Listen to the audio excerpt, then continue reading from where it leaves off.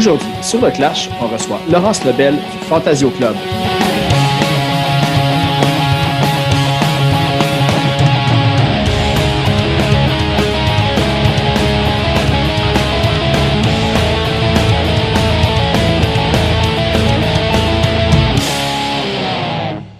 Juste avant d'aller à l'épisode, on va aller écouter une chanson de Lost Love, premier artiste signé au Fantasio Club. En attendant l'album qui va sortir sûrement plus tard cette année, on va aller écouter une pièce de Good Luck Rasco sortie en 2018. On va aller écouter la chanson Clitoris.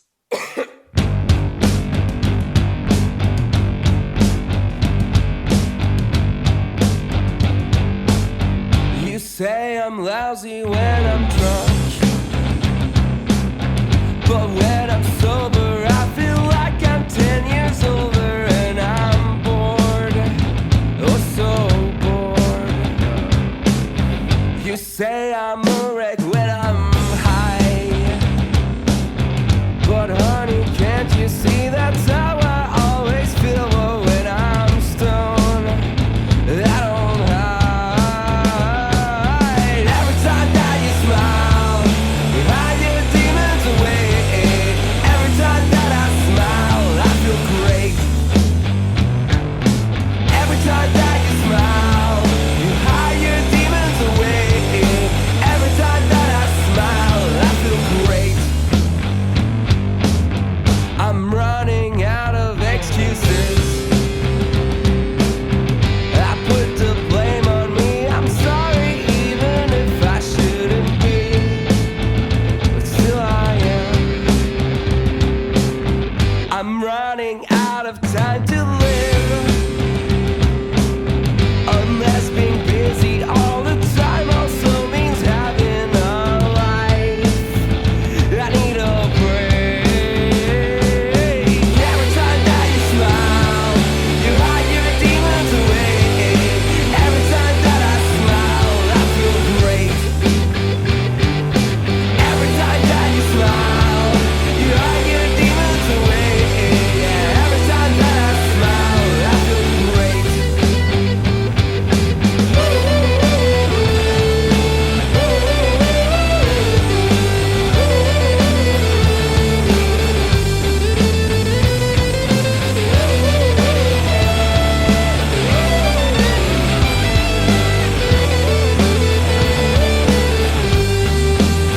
Every time that I smile, try to think of all the good sides. Every time that I smile, I shine over your death cloudy sky. Every time that I smile, I try to think of all the good sides. And every time that I smile, I feel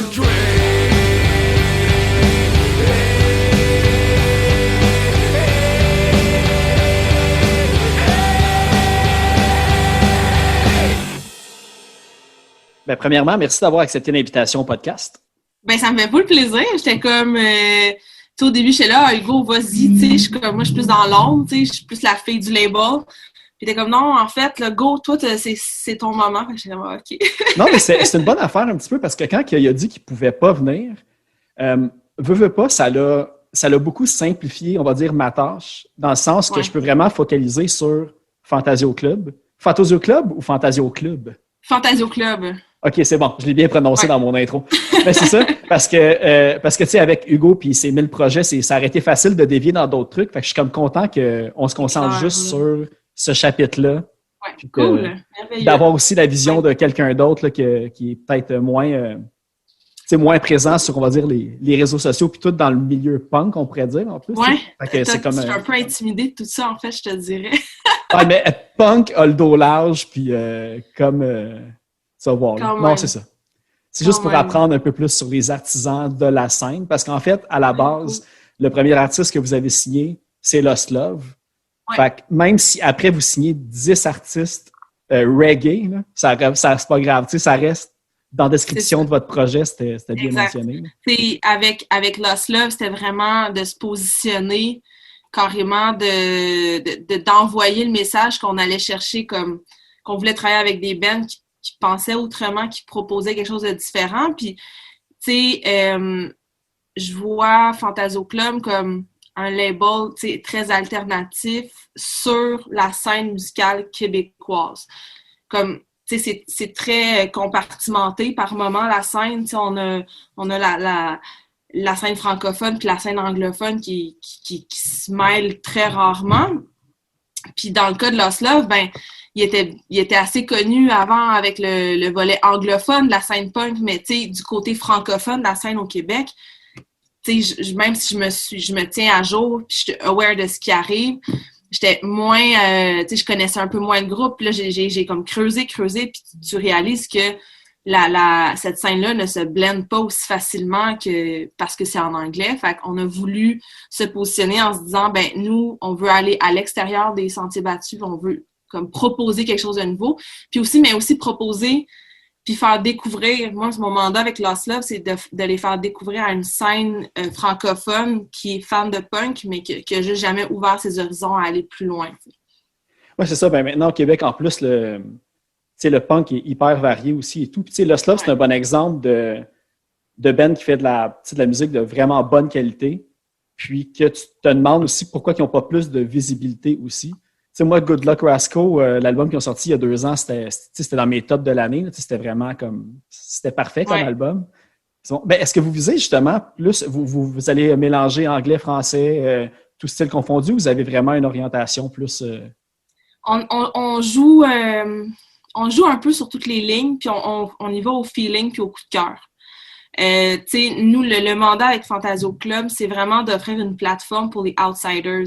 Un peu, les gens qui s'identifient pas nécessairement à l'offre qu'il y a en ce moment en tant que label au Québec, qui a accès à des subventions, qui a accès à comme des médias puis des contacts différents, qui sont moins alternatifs, mais qui quand même, dans l'esprit d'équipe puis les gens qui construisent le label ont ce vouloir-là d'aller ailleurs. Fait que, on se dit que pour tous les autres projets, ben on va signer au coup de cœur. Puis si on se fait présenter quelque chose qui crée ça a une qualité, c'est professionnel, c'est structuré, il y a une idée, mais ça nous allume, mais pourquoi pas, let's go, on y va. Puis Hugo, agit aussi beaucoup à titre de A&R. Donc, c'est sûr que c'est vraiment lui qui est mandaté d'aller vraiment déchiffrer toute la scène, d'aller voir un peu qu'est-ce qui se fait de nouveau. Je pense qu'il avait fait ça. Hein? Ça se peut-tu dans une vie passée, il avait été A&R, je pense, pour un label? Oui. C'était un label qui était avec Sphere Musique pour Music Mansion. Fait que c'était un autre projet qui avait travaillé auparavant. Mais là, on est vraiment il démarre son propre label, c'est lui qui a amené l'idée, c'est lui qui m'a... Mais tu sais, on travaille déjà en management, Hugo puis moi. On avait déjà notre relation professionnelle qui était établie. Puis, fait que c'est vraiment lui qui m'est arrivé avec l'idée comme, je veux partir un label. On peut-tu trouver une structure? Puis moi, je venais de commencer chez Artifice comme directrice générale. Puis mon mandat dans ma première année en fonction, c'était de démarcher un peu puis d'implanter un nouveau label. Fait que je me suis dit, ben pourquoi pas linker les deux là, si tout le monde s'entend bien et tout. Là. Fait qu'on... C'était une question de timing parfait. OK. Carrément. Parce que c'est ça, parce que là, c'est Fantasio Club, c'est le deuxième... je sais pas si on dit, je pense que c'est sous étiquette d'Artifice. Ouais. L'autre est en Rosaire. Puis je regardais un petit peu les artistes qu'il y avait au catalogue. Puis, c'est hyper éclectique aussi, autant chez Rosaire. C'est francophone, je pense, Rosaire, si je ne me trompe pas. Rosaire est 100% francophone, oui. Fait que vous autres, c'était quoi un petit peu autant qu'Artifice cherchait à développer une autre étiquette, puis Hugo est arrivé avec ce projet-là aussi. Ouais. C'était quoi justement le fit qui a fait qu'avec Artifice, ça a été un bon match pour créer l'étiquette? Artifice, quand ça a commencé, tous les projets pop étaient sous la bannière Artifice. Puis plus ça grossissait, les projets francophones se blendent. Il y avait certains projets francophones qui se blendaient un peu moins dans cette bannière-là, d'où est arrivé Rosaire. Fait que moi, quand je suis arrivée chez Artifice, j'ai pris Rosaire puis je me suis dit, faut en faire un label où est-ce qu'on va être à l'affût de la nouveauté francophone, mais qui est pas ce qu'on entend partout tout le temps. Tu sais, je me dis, proposons quelque chose qui n'est pas seulement un auteur, compositeur, interprète, lui et sa guitare devant son micro. Avec tout l'amour que j'ai pour le folk, puis honnêtement, je suis une grande fan, mais je me dis, on peut aller ailleurs, puis on peut proposer autre chose que ça. Puis avec Alex, le président, quand je suis arrivée, il avait déjà implanté ces valeurs-là, puis moi, je me suis dit, ben ça correspond aux miennes. Fait que Rosaire, on l'a vraiment brandé pour être l'espèce de phare sur la scène locale émergente pour les projets francophones. Donc, quand Hugo m'est arrivé avec Fantasio Club, moi, j'avais un espace pour la scène alternative, pour le punk, pour le rock aussi. J'avais cet espace-là parce que, de un, je suis une grande, grande fan de ce style de musique-là. Fait que pour moi, c'était juste un naturel de commencer à travailler ce type de projet-là. Puis ensuite, on avait établi un nouveau partenariat avec Warner Music Canada, qui est notre nouveau distributeur, qui est un distributeur qui est super bien positionné pour le développement des projets rock et punk. Donc, pour nous, c'était juste tout tombait parfaitement dans ce qu'on voulait faire comme développement sur un an. Puis on a reçu des projets que Hugo nous a proposés, puis c'était comme, ben oui, ça marche, on peut le faire. Puis c'est ça, dans le fond, le projet, il est né, tu sais, comme on va dire, de toute cette synchronisation-là. Mais je pense, ben toi, à la base, tu as ton agence, tu es comme, ben, je sais pas si on dit ça, gérante d'artiste, là, je sais pas si c'est encore un terme utilisé, là, mais parce que tu étais la gérante de Hugo. Tu es encore la gérante, je pense, de Hugo. Encore la gérante de Hugo. J'ai beaucoup aimé dans la presse, ils m'ont appelé l'impresario. Ouais, c'est ça, c'est pour ça que j'étais comme, tu sais, des fois, tu te dis, gérant d'artiste, tu sais, ça fait aussi comme, je vois encore, tu sais, des films des années 70 avec, tu sais, comme Almost Famous, des choses de même, je me sens, c'est comme l'image d'un gérant d'artiste. Oui. Tu vois, moi, ça a fait un an. Ça a juste fait un an. Je me suis lancée à mon compte en novembre 2019. Ça faisait 10 ans que je travaillais dans les labels puis que j'étais vraiment impliquée dans les compagnies sur la scène musicale. Puis j'avais vraiment envie de voir c'était quoi être travailleuse autonome en musique. Première erreur. Mais j'avais pas surtout... l'affaire la plus facile. Ça doit être pas mal d'heures puis pas mal de... Ouais. Je salue tous ceux qui sont capables d'en vivre. Franchement, chapeau. Mais moi, ça n'a pas été mon cas.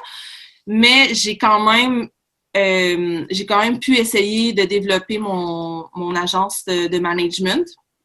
Donc, avec une amie, on a parti d'une compagnie qui s'appelle Nord-Est, qui est, dans le fond, une agence de gérance et de gestion de projet. Fait qu'on sur cette agence-là, on a signé 4 artistes. Donc, on est gérante chacune de 2 artistes. Puis, on a aussi travaillé... Foisy.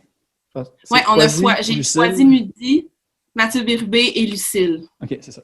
C'est comme on a vraiment nos petits boys là, qu'on gère comme ça se passe bien. Puis on a aussi développé des beaux projets avec Cube Musique. Fait que on est comme super impliqués de ce côté-là. Puis en parallèle, j'ai eu mon offre chez Artifice. Fait que j'ai comme commencé à prendre vraiment le lead sur la compagnie. Je suis vraiment en charge de développer tout ce qui est management, A&R, puis développer les projets. Quand tu as dit que tu saluais les gens qui étaient capables d'en vivre, moi, c'est tout le temps une affaire qui me revient en tête ces temps-ci, c'est que, tu sais, le monde qui travaille en musique, c'est des passionnés, puis ils le font parce qu'ils trippent sur la musique en général. Mais quand tu commences à créer un projet, tu sais, quand même, d'envergure, tu sais, justement, de travailleur indépendant, puis avoir une étiquette de disque, puis ton agence, je trouve ça plate que le monde, maintenant, on dirait que c'est comme un rêve presque inatteignable de vivre de ça, mais pourtant, c'est comme nécessaire en même temps. Comme on dirait qu'il n'y a plus de personnes qui... Le monde dirait qu'ils sont gênés de dire « je veux devenir une rockstar ». Tu sais, le monde sont comme « ah, je le fais pour le fun », puis « ah, tu sais, ça me tente ». Tu sais, c'est ça qui est triste un peu. Ça marche, c'est cool, sinon... Ouais.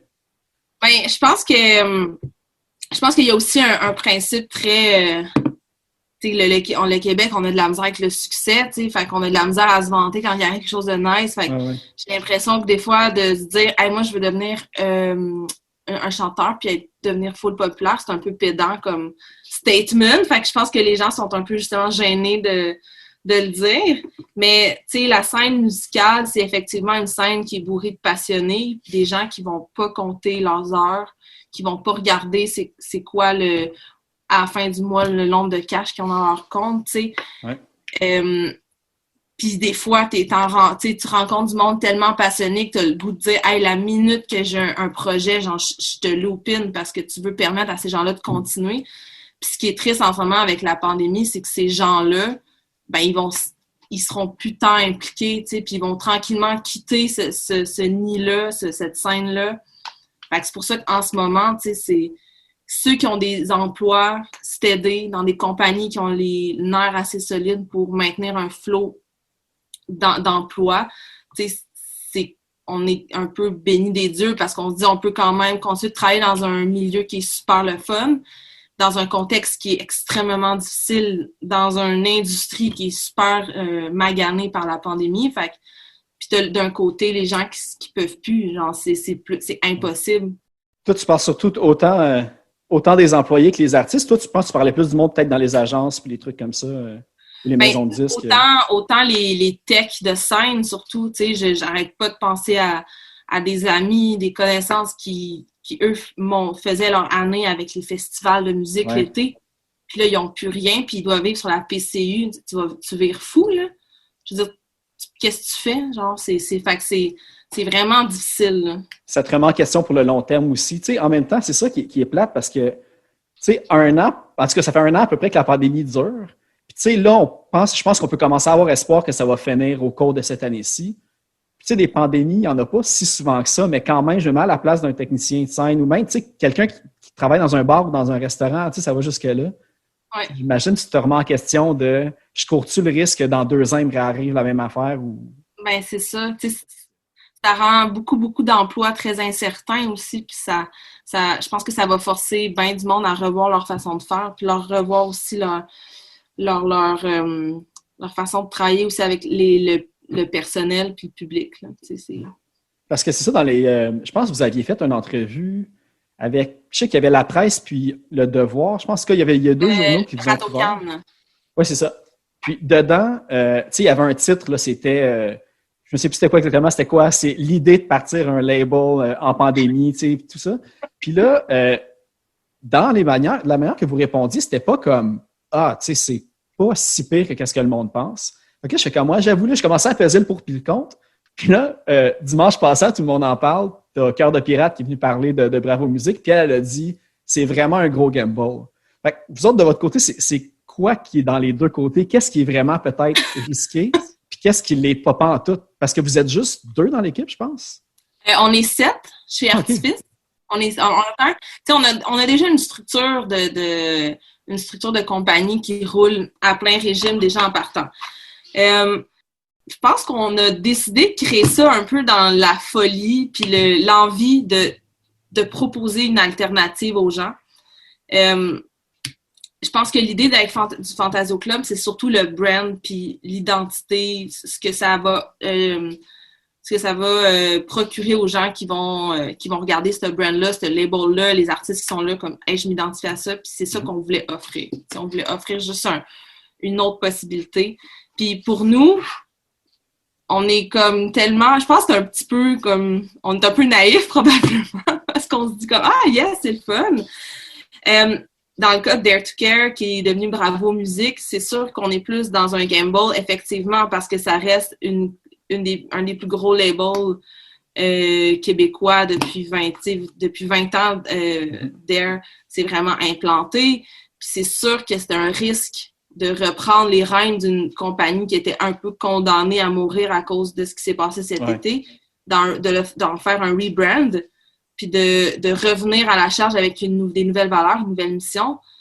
Fallait être, c'est ça, il faut prendre une chance parce que tu ne sais pas comment ça va être accueilli de la part des fans ou de l'industrie. Puis honnêtement, en toute objectivité, parce que Hugo ayant participé au démarrage de Dare to Care il y a 20 ans, mais je trouve que le rebrand et tout ce qui s'est passé pour repositionner, ça s'est très bien fait. Ouais. Je sens que l'accueil est positif puis que c'est un vent nouveau qui arrive sur cette étiquette-là. Puis je leur souhaite pour vrai que ça aille bien, mais je peux comprendre le gamble. Mais de notre côté... Parce qu'il y a déjà beaucoup d'investissements, puis vous autres, vous partez dans le fond. Fait que vous n'avez rien à perdre dans le fond. Okay. On n'a rien à perdre, puis je pense que la réception de la nouvelle a été tellement bien prise parce que on est arrivé début février où c'est difficile pour tout le monde de trouver quelque chose de positif sur lequel se tenir. Puis je pense qu'on est juste arrivé avec nous, même si c'est difficile en musique, on tente de trouver des alternatives puis de créer des choses pour les artistes avec une nouvelle mentalité. Fait qu'on lance, puis advienne que pourra, c'est vraiment ça qu'on s'est dit. Puis à date, c'est ça, la réception est vraiment bonne. On reçoit des beaux messages, on reçoit plein de beaux démos. On est comme vraiment, agréablement surpris de la réception.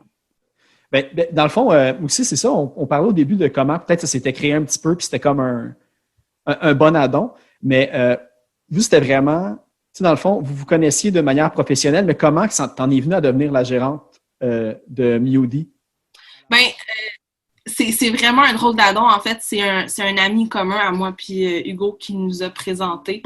Puis moi, je venais de partir Nord-Est, mon agence. Fait que j'étais déjà en démarchage. Je regardais un peu, avec qui j'ai envie de travailler. Puis du management, tu peux pas juste dire « Hey, je veux travailler avec toi, puis go! » C'est une relation qu'il faut que tu bâtisses.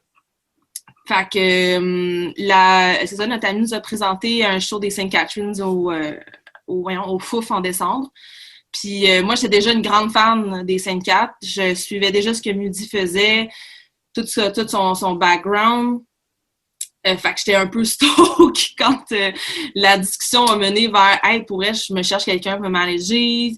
J'ai le goût que ça soit une fille, comme ça te tente-tu? » Fait que, ça a été de fil en aiguille. OK, on essaye. Puis ça a fait 1 an en décembre. Puis ça va... OK, c'est comme vite pareil de vous connaître à partir, dans le fond, d'une business. Je pensais qu'il y aurait eu une histoire là, de rocambolesque sur 10 ans ou quelque chose comme ça. Tout, écoute, non, ça a été c'est une nouvelle amitié, c'est une nouvelle personne qui est rentrée dans ma vie il y a 1 an. Puis, tu sais, j'adhérais déjà beaucoup à ses façons de penser, je veux pas, parce que j'ai tellement suivi cette scène-là, puis je ne consomme que ça, que pour moi, ça faisait juste du sens. C'est une association qui était parfaite, puis il m'apprend beaucoup comme j'y apprends beaucoup. Fait que c'est quand même une nice dynamique entre lui et moi, puis d'avoir le privilège de faire le Fantasio Club avec lui, on dirait que la petite fille de 13-14 ans, là, quand je commençais à découvrir la musique, puis je capotais, genre, je suis comme, OK. Ouais, ça. Mais c'est ça, toi, tu vas avoir le côté justement plus, de ce que j'ai compris, le côté plus administratif, puis lui va être plus de terrain.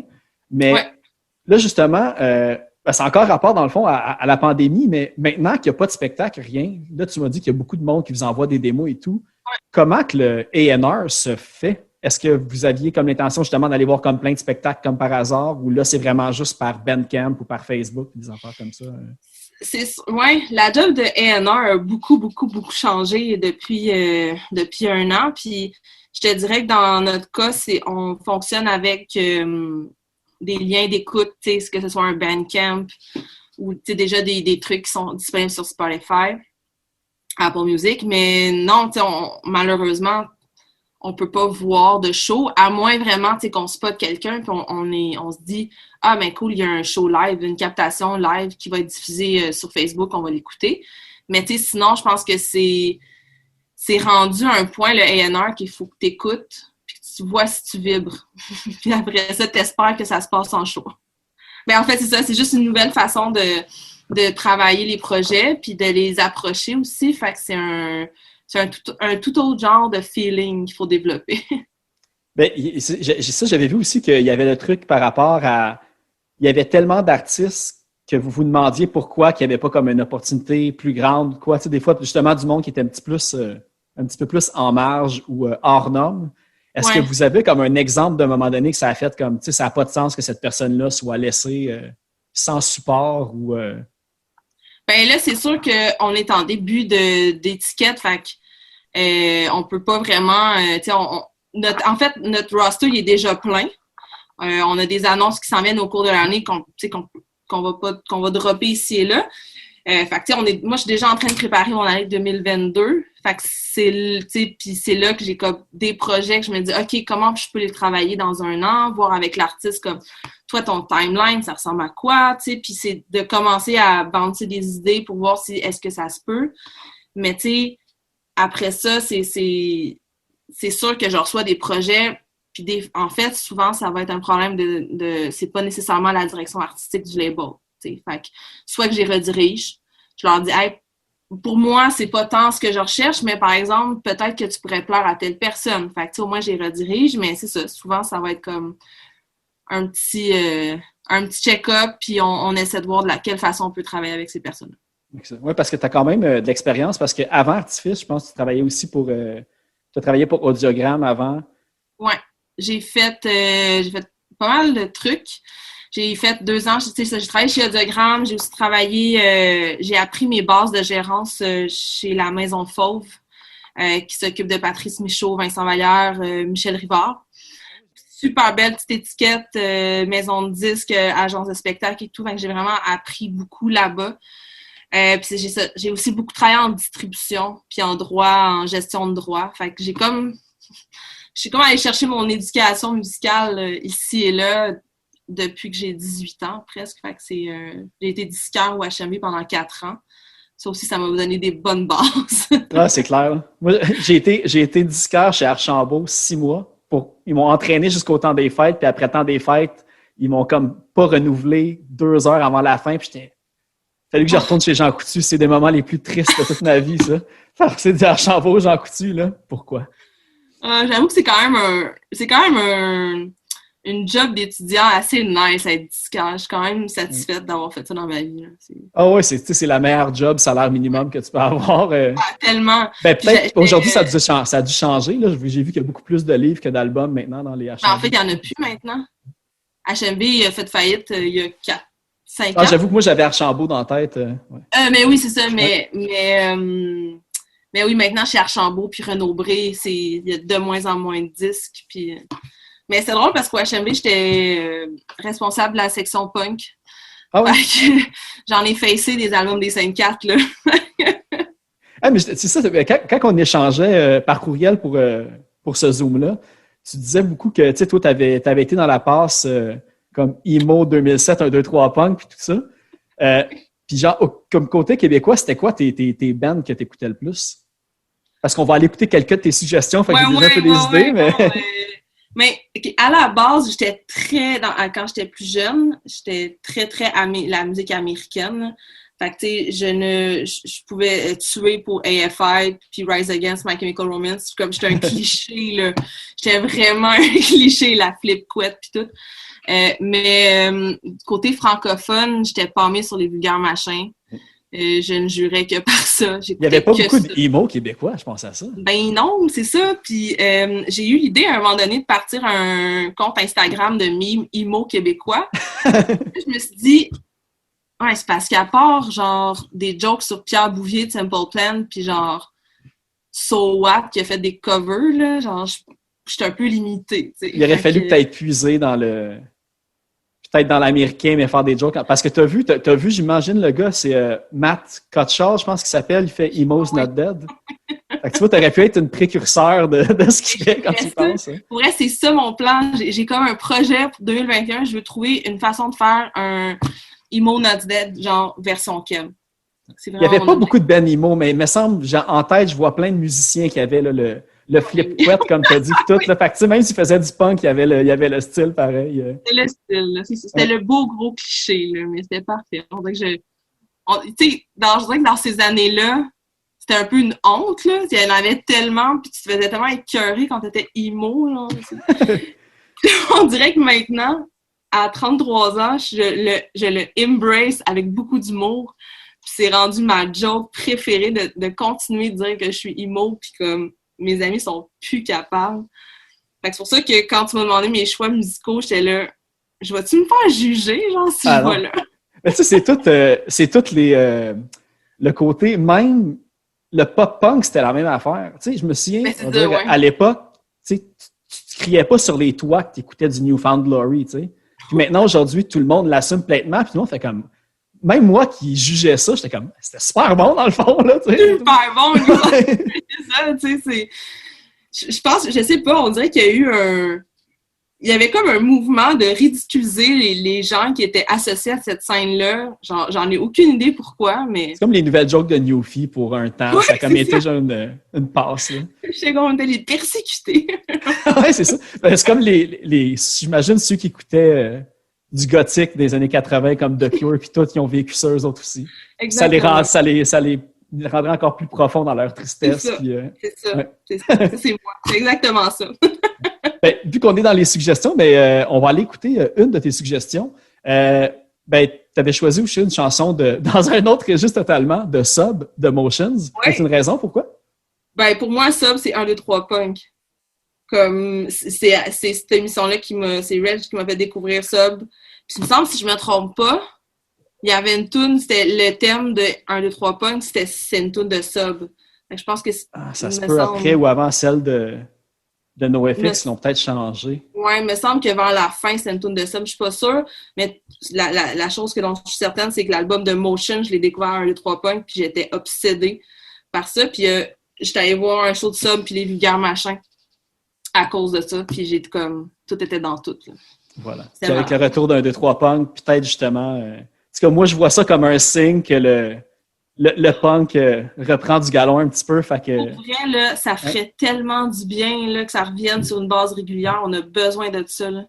Ben, je pense aussi que tout l'élément, on va dire, qu'on voit inclusif du punk rock, puis des valeurs comme autant le unity que non-racisme, l'inclusion, puis pas de jugement, même si, comme dans toutes les scènes, il va toujours malheureusement en avoir. Là.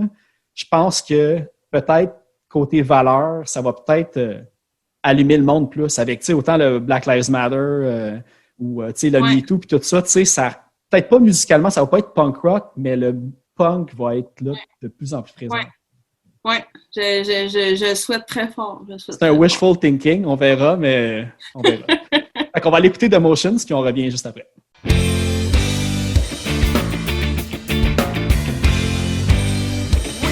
Been gone through the motions for way too long. We're losing all of the notions, so we don't stand alone. We've all been gone through the motions for way too long. We're losing all of the notions, so we don't stand alone.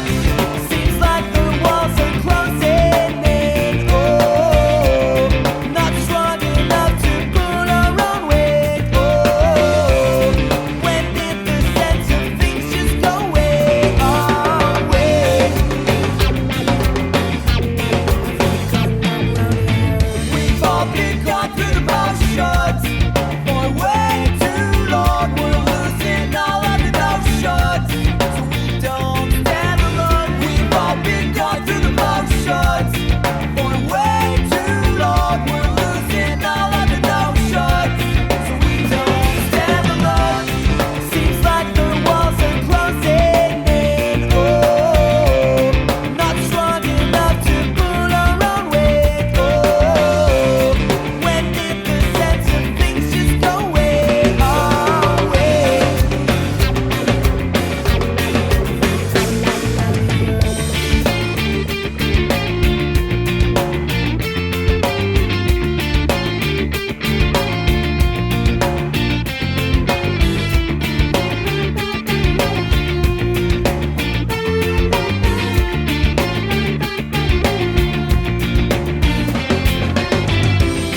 Seems like the walls are closing in. Oh, not strong enough to pull our own weight. Oh, when did the sense of things just go away? Our way.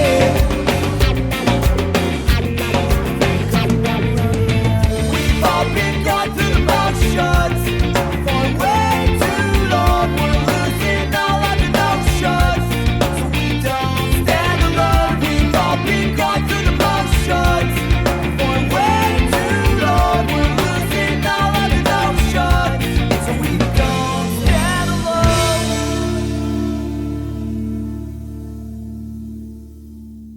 Plus tôt, t'avais parlé que le Fantasio Club, c'est un petit peu une appartenance. Puis justement, j'ai vu aujourd'hui, au moment qu'on enregistre, vous avez lâché comme les t-shirts, puis un peu de merch par rapport à ça. Puis c'était écrit tu as des privilèges quand tu rentres dans le club, mais tu peux aussi te faire tirer dans le dos quand tu joues au pool, un peu comme les gangs de moto. Mais c'est ça, tout le branding, en fait, il vient de Concerta Fantasio, un petit peu l'album que Hugo il a sorti au début 2020. Fait que le branding, ça s'est-tu décidé un petit peu par après ou c'était comme déjà tout dans le concept avec lequel qui t'est arrivé? En fait, le concept commun, c'est vraiment juste le cerveau de Hugo. Puis, parce qu'en fait, tu sais, Concerta Fantasio était faisait honneur un peu à la planète Fantasio que Hugo s'était imaginé. Puis, le Fantasio Club, ben, ça fait un peu office à ça, mais le brand s'est développé par après. Mais on est quand même dans la même direction artistique parce que je veux pas, c'est Hugo qui signe tous les dessins, toute la DA autour. Puis on est très influencé par les 90s, puis tout ce qui est... Puis les influences de culture populaire aussi qui font triper Hugo. Fait que, tu sais, on a comme tout blendé ça ensemble. Puis Hugo étant un grand fan de cartes de baseball, cartes de sport, de toutes sortes, ben on a vraiment bâti la structure du Fantasio sur un principe de club. Fait que de membres avec chacun sa petite carte. Ah oui, c'est vrai, j'ai vu ça sur... vous êtes 1 et 2, la carte 1 et 2 fait que là, chaque band va avoir sa petite carte. Puis là, je suis en train d'essayer de trouver une façon pour que les gens puissent créer leur propre petite carte puis devenir membre du club à temps plein. Un club d'appartenance, c'est comme un fan club, en fait, carrément. OK. C'est ça, parce que j'avais vu l'année passée que le Fantasio Club existait avant que le nom, la maison de disques sorte. Puis c'était comme une espèce de comment on appelle ça, de pen pal avec le fan club à Hugo, que tu pouvais y écrire des lettres et tout ça. Hein? Oui, c'est ça. Fait que j'imagine que ça découle tout de ça. Puis il y a aussi le côté, la planète Fantasio, que justement, c'est un alien qui vient sur Terre, qui est un peu différent des autres.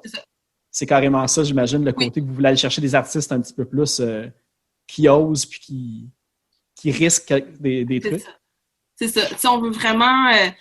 nous, ce qui nous allume, c'est vraiment d'arriver avec un artiste qui a le goût d'essayer des nouvelles choses, puis qui a le goût, qui est ouvert aux nouvelles idées. Puis c'est aussi que, pour moi, je me dis, travailler en musique en 2021, je trouve qu'on a beaucoup déshumanisé la job en quelque sorte, parce que on a beaucoup... on a changé les artistes en produits, je trouve, par moment. Je pense qu'on a comme décidé d'en tirer le plus de jus pour le mettre en marché puis faire des streams, vendre des choses, mais on a oublié qu'au bout du compte, la personne qui te pond une toune, ben c'est un humain. Puis cet humain-là, il faut que tu en prennes soin. Puis en ce moment, c'est tellement fucked up la vie que ces humains-là vont, tu sais, il y en a qui vont pas full bien, puis il faut être aware de ça. Puis pour moi, c'était vraiment important d'amener cette façon de faire, puis cette façon juste d'être en tant que personne, puis de pouvoir l'amener auprès d'artistes, puis de faire comme, hey, pour vrai, on va t'écouter, on va s'asseoir ensemble, on va planifier les choses ensemble, puis on va aller à ton rythme.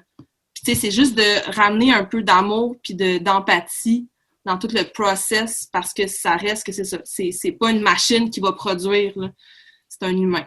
Fait que pour nous, le Fantasio Club, c'était vraiment d'être sensible à ça, puis d'écouter l'autre, puis de l'amener là où il veut aller avec les outils puis les idées qu'on peut avoir. Tu sais, tu disais que justement, on a traité comme les artistes des fois comme un produit, dans le fond, comme pas une machine à cash, là, mais quasiment. Puis, je disais à des places que les entreprises, quand le virage numérique est sorti, ont commencé encore plus à vouloir comme gratter chaque scène que l'artiste peut leur fournir en offrant des contrats 360. Puis, je me suis comme... c'est quoi un contrat 360? Un contrat 360, en fait, c'est quand un label va couvrir toutes les sphères de la carrière de l'artiste. Fait que l'artiste peut être signé en édition, en management, en disque, en prod, ou peu importe, si ça va toucher toutes les sphères où est-ce que l'artiste fait son argent.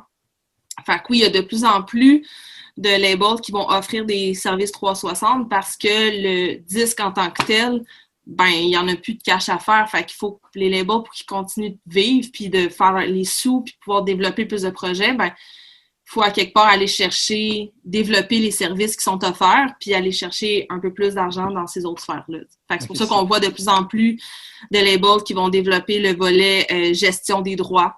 Donc, pour aider les artistes à enligner leur truc avec Sound Exchange, par exemple, qui vont leur proposer qui vont développer des agences de management pour aussi les gérer à l'interne. Fait que ça se fait de plus en plus. Puis c'est quand même une façon un peu de récupérer sur l'investissement. C'est ça, ben, j'imagine le côté, je pense que vous l'avez déjà annoncé aussi, il va y avoir des t-shirts, je pense, qui vont être designés par Hugo, puis que ça va être tout être des petites batches justement pour les vendre. Puis j'ai vu aussi le Turbo House, on a l'air à survivre à ça en ce moment, comme la fabrication, comme de merch, puis de produits dérivés. Fait que ça, à la base, j'imagine, pandémie, pas pandémie, c'est ce qui tient tout ça en place. Ben, je pense qu'avec les baisses de revenus dans les maisons de disques à cause de plusieurs raisons, oui, le streaming fait partie d'un peu la baisse des revenus, mais je pense que les gens n'ont pas le choix de se renouveler en matière de revenus financiers, puis la merch est une excellente façon de le faire. Bon, maintenant, on n'a plus les shows, mais les shows restent aussi une bonne façon de faire les sous, mais la merch reste quand même quelque chose de super intéressant parce que c'est une façon d'assurer une appartenance à ton projet avec ton fan. C'est aussi en faire des éditions limitées, ça permet de créer la rareté, puis le fan est donc bien content d'avoir son produit. Il sait qu'il y en a juste 50 en vente au Québec, puis il y en a eu un. Puis tu sais, c'est un peu c'est ça, créer la rareté, puis créer des façons de faire découvrir la musique en présentant d'autres types de produits. Fait que tu sais, avec le Fantasio Club, mais ça va être pas mal axé là-dessus. Donc, on va développer beaucoup de merch associés aux groupes avec lesquels on va travailler.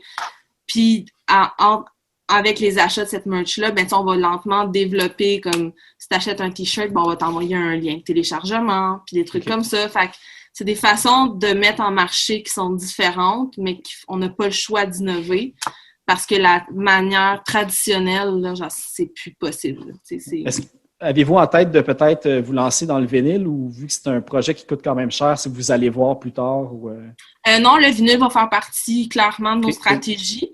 Je suis très, très, très fan de vinyle dans la vie. Puis pour moi, je trouve ça beaucoup plus pertinent maintenant de mettre en marché un vinyle 6 mois après qu'une sortie soit disponible online que de sortir un album puis que personne l'écoute nulle part parce qu'il n'y a plus de support physique. Genre, il n'y a plus de lecteur CD dans les autos, il n'y a plus de lecteur CD nulle part. Oui, ils ont passé à autre chose sur leur Spotify aussi, mais quand tu arrives chez vous et que tu as le vinyle, ben, tu vas être plus porté à le remettre. C'est ça, tu sais. Fait que, non, c'est sûr que pour nous, ça va être important. Surtout que Lost Love sont un groupe qui ont l'habitude de faire du vinyle. Fait qu'on est en train de travailler là-dessus avec eux. OK, cool. Aussi, tu as parlé tantôt qu'Artifice avait signé avec Warner Music Canada. C'est le premier label, je pense, francophone qui signe avec eux autres pour la distribution. Puis je pense que c'est la gestion des droits numériques. Toute notre distribution numérique et physique dans le monde est gérée par Warner. Ouais. OK. Parce que, puis là, tu sais, je voyais, puis même, ça avait été touché un petit peu, je pense, dans l'article de la presse de, tu sais, qu'est-ce que ça fait qu'une compagnie indépendante fasse affaire avec un major, là, entre guillemets. Mm-hmm. Puis, tu sais, j'imagine tout est parce que le numérique, c'est là que l'artiste va chercher le plus d'argent, j'ai l'impression, en ce moment. Fait que c'était-tu un petit peu ça, le minding derrière l'association? Ben, en fait, l'association, c'était que c'est surtout, ça faisait quand même 7-8 ans, 10 ans qu'on était avec le même partenaire en distribution. Puis, on a eu envie d'un vent nouveau, de voir un peu comme est-ce qu'on est capable d'aller... est-ce qu'on est capable d'avoir un nouveau partenaire qui va avoir une nouvelle vision de nos projets et tout. Fait que moi, je suis partie avec ça en tête, puis j'étais allée cogner à la porte de Warner que je connaissais bien depuis un moment. Puis parce que notre catalogue était très axé rock, punk aussi, puis la relation aussi était bonne déjà, ben ça a été un fit complètement naturel. Puis moi, l'association entre une compagnie, un label indépendant, puis un major, pour moi, je vois pas ça comme une problématique. J'utilise vraiment ça comme un atout de plus pour nous. Puis je trouve ça vraiment incroyable qu'un major comme Warner ouvre ses portes à un indépendant comme nous. Parce que, tu sais, Artifice, c'est une magnifique boîte, mais on n'est pas positionné comme un Bravo Musique, comme un Bon Sound, comme un audiogramme. On n'est pas dans le même reach. C'est ça, on n'est pas rendu dans ces lignes majeures-là. Fait que c'était un peu d'aller à la pêche puis d'espérer qu'on soit assez intéressant pour quelqu'un. Tu sais, rendu major ou indépendant maintenant, tu sais, j'imagine que la ligne est plus pareille qu'avant. Tu sais, on a peut-être le préjugé là, de la grande méchante compagnie de disques, mais avec le numérique qui est embarqué, puis tout, ils ont perdu beaucoup de galons. Je pense qu'ils n'ont pas le choix aussi de s'entraider avec les indépendants pour pouvoir continuer. Hein. Ben c'est ça. Puis je pense qu'il y a aussi un grand désir de s'impliquer beaucoup plus au niveau de la scène au Québec. Ça faisait un moment que Warner voulait le faire. Il attendait seulement la bonne opportunité. Puis avec beaucoup de chance, puis avec beaucoup de bonheur, ça a été nous. Puis ça a été vraiment pas une belle surprise en fait. J'étais contente. Ouais, c'était juste incroyable de pouvoir signer ça puis de pouvoir offrir ça aux artistes en fait. C'est surtout là que j'étais contente. C'était qu'on va avoir un porte-parole pour nous qui fait partie d'un major, qu'on connaît l'impact des majors auprès des plateformes de streaming. Je veux pas, on n'a pas le choix. Fait que là, je me disais, cool, on va avoir enfin comme quelqu'un qui va pouvoir aller parler à ces plateformes-là, qui va avoir un poids. Puis, fait jusqu'à date, on est super contents, la relation est bonne, puis on se dit, on peut permettre ça à nos artistes, c'est fou. Là. Ben juste, c'est ça, c'est l'impact, c'est justement dans les playlists, quand il y a une playlist, là, je donne par exemple New Punk Tracks sur Spotify et ces affaires-là, les chansons qui sont sur ces listes-là, l'impact que ça a, ça n'a juste pas de sens. Ça me semble, je parlais avec c'est Maxime de l'affaire Pélican, qui est aussi dans No Real Hero. Ils ont eu une track sur New Punk Tracks sur Spotify. Puis je pense que leur tune a dépassé le 500 000 écoutes. Pour un band qui a jamais vraiment fait de tournée puis qui ont sorti, je pense, un ou deux mini EP. Fait que c'est fou. C'est vraiment marrant. C'est drôle que tu dises ça parce que chez Artifice, on a un service de distribution aussi. Puis on travaille avec plusieurs clients à l'externe, dont People of Punk Rock, qu'on travaille beaucoup avec eux. Puis, je pense que c'est la semaine dernière, on a eu un email de la part de Spotify pour nous avertir qu'il y avait une tune de Hip Shot. Je pense que c'est ça. Je suis pas sûre. Oui, band de Québec, punk, hard rock un peu. Ben, je vais pas me tromper. J'ai comme une incertitude parce que j'ai vu un email aujourd'hui avec cette band-là. Fait que je vais pas me confondre. Mais bref, on a eu un super beau placement sur une playlist punk. Fait que, tu sais, c'est justement là qu'on est comme... Yes, tu sais, on a été capable de scorer un beau partenariat, puis en plus, ben là, ça nous donne un super bel exposure pour les artistes avec qui on travaille. Moi, je suis comme mission accomplie rendue là. Parce qu'il y a tout l'élément. Est-ce que ça couvre aussi... je sais que pour avoir parlé à une couple de musiciens puis d'artistes que leurs albums sont lâchés, tout ce qui est sérieux, tout ce qui passe à radio, juste le montant qu'une fois ta chanson passe une fois à radio à Sirius, ça équivaut à comme 3000 écoutes, je pense, sur Spotify ou quelque chose pour une chanson qui passe à radio. Ouais. Fait que ça, c'est l'autre élément qui pèse lourd dans la balance aussi, j'imagine. Ben, c'est quand même fascinant de savoir que pas mal, je te dirais pas mal 90% de la scène locale, la scène francophone au Québec vit des revenus qui sont générés par son exchange aux États-Unis. C'est quand même, ironique. À cause de la radio satellite, là, c'est ça? Oui. C'est quand même ironique de se dire que toute notre belle bande d'artistes, tu sais, comme qui travaillent fort, mais leur revenu premier provient des États-Unis. Puis ça, c'est une question des redevances, la façon que le tarif est établi. Donc, au Québec, nous, le tarif en radio va être établi selon à l'heure de diffusion. Okay. C'est sûr que si tu joues, mettons, sur une radio commerciale, si tu es diffusé dans la nuit, ben ton tarif va être beaucoup moins élevé que dans le jour à l'heure de grande écoute. Fait que, alors que sur la radio satellite aux États-Unis, c'est l'inverse. C'est que le revenu publicitaire est splitté également entre tout le monde selon le nombre de spins que tu as, peu importe l'heure à laquelle tu es diffusé. Fait que même si l'artiste est super populaire et que sa tune vaut le même prix que celle qui passe la nuit, elle va tellement passer plus souvent qu'elle est gagnante quand même. La personne. Fait que, tu sais, si mettons... un artiste country va jouer sur la chaîne country de Sirius, ben, qui va jouer, je sais pas moi, 50 fois, puis qu'il y a un autre band country qui va, comme super connu aux États-Unis, puis qui va jouer 40 fois, ben, tu sais, c'est quand même lui qui a le plus de spin, puis qui va faire vraiment le plus de sous. Mais, tu sais, c'est quand même, moi, je trouve ça quand même fascinant. Je me dis, c'est le fun. C'est quand même le fun. Les chiffres que j'avais eus en plus, c'était hallucinant. Là. Puis, tu sais, là, je savais pas qu'il y avait comme une espèce de ratio selon l'heure de diffusion. Mais tu sais, comme une chanson sur Spotify, c'est quoi? C'est 1/100e ou 1/1000 de scène, je pense, par... Ouais. C'est vraiment... C'est vraiment pas élevé. Puis le streaming, là, c'est tellement dommage parce que c'est super le fun, mais en même temps, c'est terrible. Ouais.